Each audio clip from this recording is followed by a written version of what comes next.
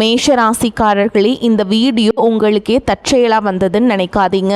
இப்போ நீங்கள் இந்த மேஷ ராசி பலன் பார்க்குறீங்கன்னா அதுக்கு பின்னால் ஒரு காரணம் இருக்குது. சமீப காலமாக மனசில் ஏதோ ஒரு குழப்பம் அல்லது எப்போ நல்ல மாற்றம் வரும்னு ஒரு கேள்வி இருந்தால் அந்த கேள்விக்கான பதிலை தேடி தான் இப்போ நீங்கள் இங்கே வந்திருக்கீங்க. மேஷ ராசிக்காரர்கள் சாதாரணமானவர்கள் அல்ல. துணிச்சலும் வேகமும் உங்களோட இயல்பு. ஆனால் அந்த வேகத்துக்கு சரியான வழிகாட்டுதல் கிடைக்கிறப்போ வாழ்க்கையே மாறுங்க.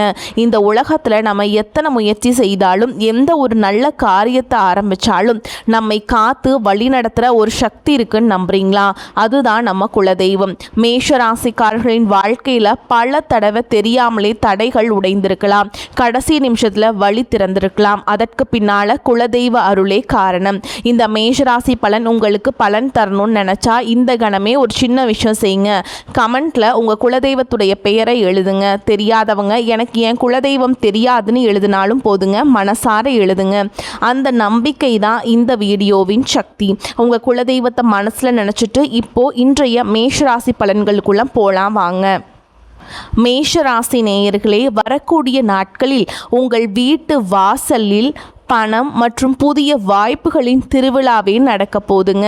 இனி வரக்கூடிய நாட்கள் சாதாரணமான ஒன்றாக நினைத்து ஏமாந்து விட வேண்டாம். ஏனெனில் தேவகுரு பிரகஸ்பதி கடக ராசியில் பிரவேசிக்க உள்ளார். இதன் மூலம் உங்களின் 5 பெரிய கனவுகள் இப்போது நனவாக போகின்றன. ஆனால் இந்த வீடியோவை நீங்கள் புறக்கணித்து விட்டால் இனி வரக்கூடிய நாட்களில் நீங்கள் மிகவும் வருத்தப்படுவீர்கள். ஐயோ, இந்த வீடியோவை நான் முன்பே பார்த்திருந்தால் இனி வரக்கூடிய நாட்கள் எனக்கு மிக சிறந்ததாக இருந்திருக்குமே என்று நீங்களே நினைப்பீர்கள். கடந்த 5 மாதங்களில் உங்களின் ஒவ்வொரு நம்பிக்கையும் உடைந்து போயிருக்கலாம். உங்களின் ஒவ்வொரு எதிர்பார்ப்பிலும் தண்ணீர் ஊற்றப்பட்டிருக்கலாம். உங்களின் ஒவ்வொரு காரியமும் 99% வரை சென்று பாதியிலேயே தடைபட்டிருக்கலாம். மற்றவர்களை பற்றி என்ன சொல்வது? உங்கள் சொந்த மனிதர்கள் கூட உங்களை புரிந்து கொள்ளவில்லை. உங்களை வீழ்த்தியவாறு மக்கள் எந்த குறையும் வைக்கவில்லை. யாரோ உங்கள் கால்களில் விலங்குகளை கட்டி போட்டது போல் ஒரு உணர்வை நீங்கள் அடைந்திருக்கலாம். வாழ்க்கையில் முன்னேறவும் பெரிய இலக்குகளை அடையும் நீங்கள் விரும்பினாலும் உங்களால் அதை செய்ய முடியாமல் போயிருக்கலாம். மக்கள் உங்களை வெளியிலிருந்து பார்க்கும்போது மிகவும் பலசாலி என்றும் ஒரு பாறை போன்றவர் என்றும் நினைத்திருக்கலாம். ஆனால் உள்ளுக்குள் நீங்கள் பயம், கவலை, மன அழுத்தம், எதிர்காலத்தை பற்றிய பயம் மற்றும் பொறுப்புகளின் சுமையால் அழுத்தப்பட்டிருந்தீர்கள். உங்கள் வாழ்க்கையில் என்ன நடக்கப் போகிறது என்று யாராவது உள்ளே எட்டி பார்த்தார்களா என்றால் இல்லை. அனைவரும் உங்கள் முகத்தை பார்த்துவிட்டு உங்கள் வாழ்க்கையில் எல்லாம் நன்றாக இருக்கிறது என்றுதான் கணித்தார்கள்.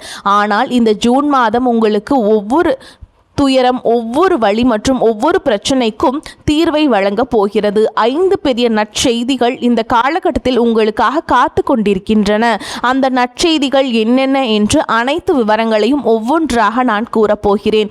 ஆனால் உங்களின் ஒரு சிறிய தவறு இனி வரக்கூடிய நாட்களில் வரவிருக்கும் மகிழ்ச்சியின் மீது தண்ணீர் ஊற்றிவிடலாம். நீங்கள் வருத்தப்பட வேண்டிய சூழல் வரலாம். எனவே நீங்கள் என்ன தவறுகளை செய்யக்கூடாது என்பதை கவனமாக இருக்க வேண்டும். ஏனெனில் பெரும்பாலும் நீங்கள் ஆவேசத்தில் அறிவை இழந்து விடுகிறீர்கள். கடந்த 5 மாதங்களான ஜனவரி, பிப்ரவரி, மார்ச், ஏப்ரல், மே ஆகிய காலங்களில் உங்களுக்கு ஏமாற்றம் எதிரிகளிடமிருந்து கிடைக்கவில்லை. மாறாக உங்கள் சொந்த மனிதர்களிடமிருந்து தான் கிடைத்தது.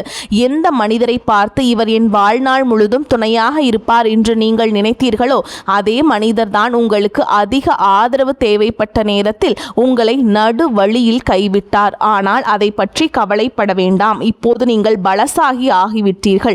உள்ளுக்குள் ஒரு பாறை போல உறுதியாகி விட்டீர்கள். இப்போது உங்களுக்கு யாருடைய உதவியும் தேவையில்லை.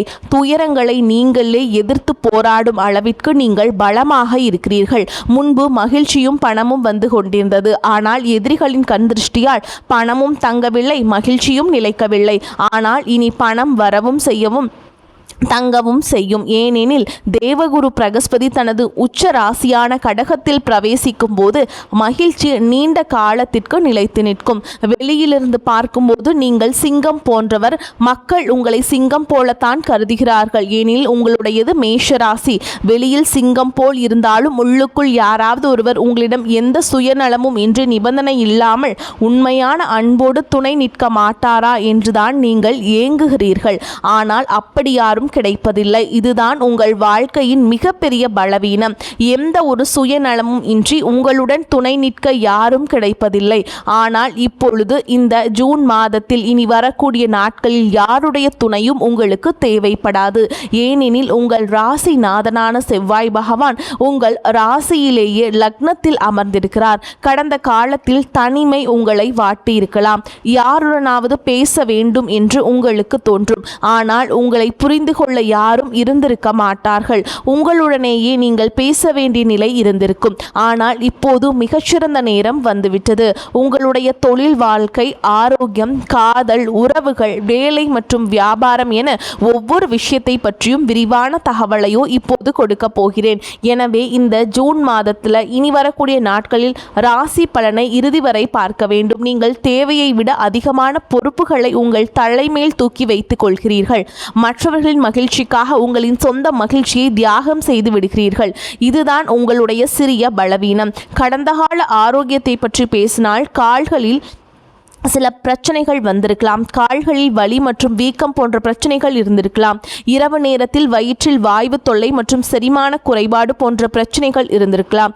இதனால் இரவு நேரத்தில் அடிக்கடி எழுந்து கொள்ள வேண்டிய சூழல் ஏற்பட்டிருந்தால் அதை எனக்கு தெரியப்படுத்துங்கள். தூக்கமின்மை மற்றும் ஒருவித பய உணர்வு உங்களை உள்ளுக்குள் வாட்டியிருக்கலாம். இதை மன அழுத்தம் என்று கூட சொல்லலாம். இந்த விஷயங்கள் கடந்த சில காலமாக உங்களை விட்டு பிரியாமல் இருக்கின்றன. சனியின் 7.5 சனியின் தாக்கம் இருப்பது இந்த விஷயங்கள் உங்களுக்கு நடக்கின்றன. இப்போது இதை பற்றி விரிவாக பார்ப்போம். நீங்கள் உங்களுடைய ஜாதகத்தை ஆழமாக ஆய்வு செய்ய விரும்பினால், உங்கள் வாழ்க்கையில் வரும் பிரச்சனைகளின் மூல காரணத்தை தெரிந்து கொண்டு அதிலிருந்து வெளிவருவதற்கான பரிகாரத்தை அறிய விரும்பினால், திரையில் கொடுக்கப்பட்டுள்ள அந்த லைக் பட்டனை நீங்கள் அழுத்திக் கொள்ளலாம். முதலாவதாக சூரிய பகவானை பற்றி பார்ப்போம். சூரியன் உங்களின் தன வீடான 2ஆம் வீட்டில் அமர்ந்திருக்கிறார். சூரியன் இங்கே அமர்ந்திருக்கும் போது பணத்திற்கான வழிகள் திறக்கின்றன. சூரியனின் பார்வை உங்களின் பாக்கியஸ்தானமான 9ஆம் வீட்டின் மீது விழுகிறது. சூரியனின் பார்வை பாக்கியஸ்தானத்தின் மீது விழும்போது தொழில் வாழ்க்கையில் மிகச்சிறந்த பலன்கள் கிடைக்கப் போகின்றன. உங்களின் தொழில் எங்காவது முடங்கி கிடந்தாலோ அல்லது வெளியே தெரியாமல் ஏதேனும் ஒரு வேலையில் சிக்கி இருந்தாலோ அல்லது ஏதேனும் ஒரு உறவில் சிக்கி வெளியே வர வழி தெரியாமல் இருந்தாலோ, பதவி உயர்வு கிடைக்காமல் நீண்ட நாட்களாக ஒரே இடத்தில் முடங்கி இருந்தாலோ, இப்பொழுது சூரியனின் பார்வை பாக்கியஸ்தானத்தின் மீது விழும்போது தொழில் வாழ்க்கையில் பெரிய எழுச்சி உண்டாக போகிறது. போட்டித் தேர்வுகளுக்கு தயாராகி கொண்டிருப்பவர்களுக்கு இப்பொழுது மிகச்சிறந்த நேரம். அரசு தொடர்புகளோடு ஏதேனும் பணிகள் தடைபட்டிருந்தால் அவையும் இப்பொழுது முழுமையாக நிறைவேறும். இது மிகச்சிறந்த காலமாகும். ஆனால் நேர்காணலுக்கு செல்பவர்கள் தங்களுடைய தயாரிப்புகளை முழுமையாக வைத்துக் கொள்ளுங்கள். தேர்வு எழுதுபவர்கள் தங்களின் தயாரிப்பில் உறுதியாக இருங்கள்.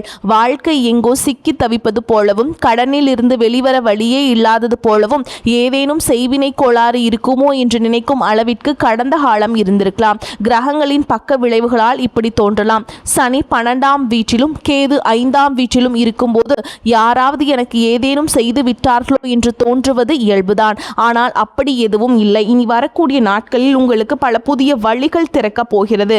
நேர்காணலுக்கு சென்றால் தயாரிப்போடு செல்லுங்கள். வெற்றி நிச்சயம். தேர்வுகளில் நீங்கள் விரும்பிய பலன் கிடைக்கும். செவ்வாய் இப்போது உங்கள் லக்னத்தில் இருக்கிறார். இதனால் ஆரோக்கியத்தில் என்ன தாக்கம் ஏற்படும் என்றால், ராசிநாதன் சொந்த வீட்டில் இருக்கும்போது உங்கள் ஆரோக்கியம் மிகவும் நன்றாக இருக்கும். ஒரு புதிய ஆற்றலும் பிறக்கும். ஆனால் 7.5 சனியின் தாக்கத்தால் சற்று வயிற்று உபாதைகள், கால்களில் வலி மற்றும் ஒருவித சோம்பேறித்தனம் வரலாம். குரு பகவானை பற்றி பார்த்தால் குரு 4ஆம் வீட்டில் இருக்கிறார். அதே மாதிரி ஜூன் 2ஆம் தேதி குரு கடகராசிக்கு பிரவேசம் பண்ணிட்டாருங்க. இந்த பிரவேசத்தின் மூலம் உங்கள் சுக சௌரியங்கள் அதிகரிக்க போகின்றன. நீங்கள் புதிய வீடு கட்ட நினைத்தாலோ அல்லது புதிய வாகனம் வாங்க நினைத்தாலோ அதில் ஏதேனும் தடைகள் வந்து கொண்டிருந்தால் இப்போது அந்த நல்ல காரியம் தொடங்க போகிறது. வீடு, வாகனம் போன்ற உங்களின் கனவுகள் நனவாக போகின்றன. இந்த நேரத்தை நீங்கள் முழுமையாக பயன்படுத்தி கொள்ள வேண்டும். குரு 4ஆம் வீட்டிற்கு வரும்போது அவரின் பார்வை 10ஆம் வீடான தொழில் ஸ்தானத்தின் மீது விழுகிறது. இதனால் தொழில் வாழ்க்கை பெரிய முன்னேற்றம் காண தொடங்கும். வேலை செய்யும் இடத்தில் மதிப்பு மரியாதை உயரும். உங்கள் தந்தை போன்ற ஒரு பெரிய மனிதர் உங்களுக்கு நல்ல ஆலோசனைகளை வழங்கலாம். அந்த ஆலோசனை உங்கள் வாழ்க்கையை மாற்றும் அளவிற்கு அமையலாம். செவ்வாய் சொந்த வீட்டில் இருக்கும்போது நீங்கள் யாருடைய பேச்சையும் கேட்க மாட்டீர்கள். செவ்வாய் உங்கள் ராசிநாதன் என்பதால் நான் தான் பெரிய ஆள், எனக்கு யாருடைய உதவியும் ஆலோசனையும் தேவையில்லை என்று உங்களுக்கு தோன்றும். ஆனால் குருவின் பார்வை 10ஆம் வீட்டில் விழும்பொழுது யாராவது உங்களுக்கு ஆலோசனை வழங்கினால் அது உங்கள் வாழ்க்கையை மாற்றும் ஆலோசனையாக இருக்கலாம். எனவே அந்த ஆலோசனையை நீங்கள் அலட்சியப்படுத்த வேண்டாம். மேஷராசி நேயர்களே, இந்த காலகட்டத்தில் நீங்கள் செய்யக்கூடாத மிகப்பெரிய தவறு என்னவென்றால் கோபத்தில் எந்த ஒரு முடிவையும் எடுக்கக்கூடாது. ஏனெனில் கடந்த காலத்தில் நீங்கள் கோபத்தை வெளியில் காட்டாமல் அனைத்தையும் உள்ளுக்குள்ளேயே அடக்கி வைத்திருந்தீர்கள். யாராவது தவறாக பேசினாலும் சண்டை சச்சரவு வேண்டாம் என்று அமைதியாக இருந்து விட்டீர்கள். ஆனால் விஷயங்கள் எல்லை மீறும் போது உங்களுக்கு கோபம் எரிமலை போல வெடிக்கிறது. அதில் உள்ள சிக்கல்கள் என்னவென்றால் அந்த கோபம் மற்றவர்களை விட உங்களுக்கே அதிக நஷ்டத்தை ஏற்படுத்துகிறது. நீங்கள் உங்களுக்கே பாதிப்பை ஏற்படுத்தி கொள்கிறீர்கள், அல்லது உங்களின் ஏதேனும் விலை உயர்ந்த பொருளை உடைத்து விடுகிறீர்கள், அல்லது உங்கள் வாழ்க்கை துணை மற்றும் சொந்தங்களின் மனதை காயப்படுத்தும் வார்த்தைகளை பேசிவிடுகிறீர்கள். அவர்களுக்காக நீங்கள் எத்தனையோ நன்மைகளை செய்திருந்தாலும் உங்களின் இந்த ஒரு கோபத்தால் செய்த நன்மைகள் அனைத்தும் வீணாகி விடுகிறது. எனவே இந்த காலகட்டத்தில் நீங்கள் எந்த தவறும் செய்யக்கூடாது. கோபத்தில் எந்த முடிவும் எடுக்கக்கூடாது. கோபமாக இருக்கும்போது வாகனங்களையும் இயக்கக்கூடாது என்பதை நினைவில் கொள்ளுங்கள்.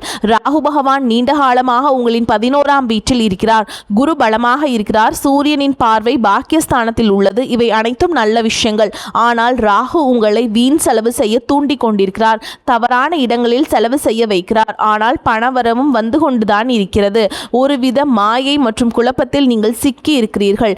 யார் என்ன சொன்னாலும் அதை அப்படியே நம்பிவிடக்கூடாது என்பதில் கவனமாக இருங்கள். ஏதேனும் திசை மாற்றங்கள் ஏற்படலாம் என்பதால் இந்த காலகட்டத்தில் நீங்கள் சிதறிவிடக்கூடாது. கடந்த காலகட்டத்தில் நீங்கள் கோபத்தினால் உங்களுக்கு அதிக நஷ்டத்தை ஏற்படுத்தி கொண்டிருந்தீர்கள். யாரையாவது நம்பினால் கண்மூடித்தனமாக நம்பினீர்கள். உங்களின் சொந்த நலனை தியாகம் செய்துவிட்டு மற்றவர்களின் வாழ்க்கையை மேம்படுத்த பார்க்கிறீர்கள். ஆனால் இந்த தவறினால் உங்கள் சொந்த குடும்பத்தினர் மற்றும் பிள்ளைகள் கூட உங்கள் மீது கோபப்படுகிறார்கள். இவர் எப்போதும் மற்றவர்களுக்கே நல்லது செய்கிறார், நம்மை பற்றி யோசிப்பதில்லை என்று அவர்கள் நினைக்கிறார்கள். எனவே இதில் கட்டுப்பாட்டுடன் இருங்கள். மற்றவர்களை பற்றி யோசிப்பதை குறைத்து உங்களை பற்றியும் உங்கள் பிள்ளைகளை பற்றியும் அதிகமாக சிந்தியுங்கள். மேஷராசி என்பது ராசி சக்கரத்தின் முதல் ராசி. உங்கள் அதிபதி செவ்வாய். நீங்கள் நினைத்தால் எதை வேண்டுமானாலும் சாதிக்கலாம், எவ்வளவு பணம் வேண்டுமானாலும் சம்பாதிக்கலாம். ஆனால் உங்களின் அடுத்த கன முடிவு உங்களுக்கே தெரியாது. திடீரென ஒரு நாள் வண்டி வாங்க வேண்டும் என்று தோன்றி வாங்கி வந்து விடுவீர்கள். அடுத்த நாள் வண்டியை விற்க வேண்டும் என்று நீங்கள் விற்று விடுவீர்கள். உங்கள் மனம் ஒரே நிலையில் நிலையாக இருப்பதில்லை. உறவுகளில் கூட ஒருவரை பிடித்து பேசிக்கொண்டிருப்பீர்கள். இரவு ஏதோ யோசனை வந்து அந்த உறவு வேண்டாம் என்று கூறிவிடுவீர்கள். இப்படி அவசரப்பட்டு எடுத்த முடிவுகளால் கடந்த காலத்தில் பல தவறுகள் நடந்து உங்கள் வாழ்க்கை நிலை மாறி இருக்கலாம். மனிதர்களிடமிருந்து தூரமும் ஏற்பட்டிருக்கலாம். நீங்கள் மற்றவர்களுக்கு செய்யும் நன்மைகளில் சிறிய அளவாவது அவர்கள் உங்களுக்கு திருப்பி கொடுத்தால் உங்கள் வாழ்க்கை நன்றாக இருக்கும். ஆனால் அப்படி நடப்பதில்லை. எனவே இந்த விஷயங்களை கட்டுப்படுத்துங்கள். மேஷராசினியர்கள் தங்களுக்கு ஏதேனும் உடல்நலக்குறைவு ஏற்பட்டால் அதை அலட்சியப்படுத்தாதீர்கள். வயிற்றில் வலி இருந்தால் நாளை பார்த்து கொள்ளலாம் என்று தள்ளி போடாதீர்கள். ஓகேங்களா? அதே வீட்டில் யாருக்காவது உடல்நிலை சரியில்லை என்றால் உங்களால் தாங்க முடியாது. உடனே அவர்களை மருத்துவமனைக்கு அழைத்து செல்வீர்கள். ஆனால் உங்களை பற்றி யாரும் கவலைப்படுவதில்லை. நீங்கள் தான் உங்களை கவனித்துக் கொள்ள வேண்டும். இனி வரக்கூடிய நாட்களில் உங்களை பற்றியும் உங்கள் மகிழ்ச்சியை பற்றியும் அதிகமாக சிந்தியுங்கள். பணத்தை மிகவும் யோசித்து செலவு செய்யுங்கள். ராகு அதிக செலவுகளை கொடுக்கலாம். திடீரென ஏதேனும் விலை உயர்ந்த பொருட்களை வாங்கி பட்ஜெட்டை கெடுத்து கொள்ளாதீர்கள். யாராவது ஆலோசனை வழங்கினால் அதை லேசாக எடுத்து கொள்ளாதீர்கள். உங்கள் தந்தை, தாய் அல்லது குருவின் ஆலோசனை உங்கள் அதிர்ஷ்டத்தை மாற்றக்கூடியதாக இருக்கும். இனி வரக்கூடிய நாட்களில் நீங்கள் அவசரப்படக்கூடாது என்பதில் கவனமாக இருங்கள். குருவின் தாக்கம் நன்றாக இருப்பதால் புதிய வீடு, நிலம் போன்ற காரியங்கள் நடக்கும். தடைப்பட்ட சொத்து சம்பந்தமான விவகாரங்களும் சுமூகமாக முடியும். மறைமுக எதிரிகள் எப்போதும் சுறுசுறுப்பாக இருக்கிறார்கள். இந்த காலகட்டத்தில் அவர்கள் செயல்படுவார்கள். ஆனால் அவர்கள் உங்களுக்கு தலைமுடியை கூட அசைக்க முடியாது. அவர்களால் இந்த காலகட்டத்தில் உங்களின் முகத்திற்கு நேராக பாசமாக பேசிவிட்டு பின்னால் சூழ்ச்சி செய்பவர்களின் உண்மை முகம் வெளிப்படும். அப்போது இந்த மனிதருக்காகவோ நான் இவ்வளவு காலம் தூக்கத்தை தொலைத்தேன் என்று நீங்கள் உணர்வீர்கள். எனவே மனதை உறுதியாக வைத்துக் கொள்ளுங்கள். உங்கள் வாழ்க்கை சம்பந்தமான முடிவுகளை நீங்களே எடுங்கள். மற்றவர்கள் உங்கள் வாழ்க்கையில் குழப்பத்தை ஏற்படுத்த இடம் கொடுக்காதீர்கள். நீங்கள் மிகவும் புத்திசாலி என்றாலும் மற்றவர்களின் வார்த்தைகளை கேட்டு வீட்டில் குழப்பத்தை ஏற்படுத்தி கொள்ளும் வாய்ப்பு உள்ளது. எனவே இதில் கவனமாக இருங்கள். பரிகாரத்தை பற்றி பார்த்தால் நீ வரக்கூடிய நாட்களில் உங்களுக்கான ஒரு மகா பரிகாரம் செவ்வாய் அல்லது சனிக்கிழமைகள் தோறும் ஆஞ்சநேயர் கோயிலுக்கு சென்று அனுமனுக்கு செந்தூரம் சமர்ப்பித்து வழிபாடு செய்யுங்கள். இந்த ஒரு எளிய பரிகாரத்தை மட்டும் செய்யுங்கள். உங்கள் வாழ்க்கையில் இருக்கும் முடக்கங்கள் நீங்கி தடைப்பட்ட இடங்களிலிருந்து எளிதாக வெளிவந்து விடுவீர்கள். மேலும் ஏதேனும் பிரச்சனைகள் இருந்தால் உங்களின் வாழ்க்கையில் வரவிருக்கும் அந்த அரிய மாற்றங்களை முழுமையாக பயன்படுத்தி வளம் பெற்று மேன்மை அடையட்டும். வரக்கூடிய வாய்ப்புகளை தவற விட்டுறாதீங்க. கெட்டியா பிடிச்சுக்கோங்க.